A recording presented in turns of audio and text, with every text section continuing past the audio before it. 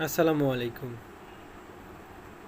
কোনো ব্যক্তি দ্বারা আপনার শান্তিভঙ্গ হচ্ছে, কোনো ব্যক্তি আপনাকে শান্তিতে থাকতে দিচ্ছে না, সেই ক্ষেত্রে আপনি কি করবেন? কোনো ব্যক্তি দ্বারা যদি আপনার শান্তি ভঙ্গের কারণ হয়, তাহলে আপনি উক্ত ব্যক্তির বিরুদ্ধে জেলা ম্যাজিস্ট্রেট অথবা নির্বাহী ম্যাজিস্ট্রেট আদালতে শান্তি ভঙ্গের আশঙ্কার জন্য বা শান্তি ভঙ্গের কারণের জন্য তার বিরুদ্ধে পিটিশন মামলা দায়ের করতে পারেন।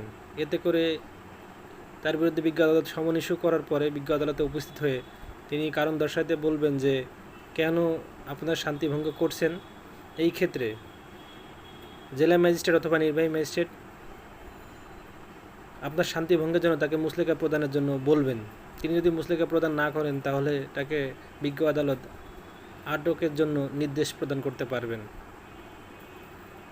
ধন্যবাদ সবাইকে।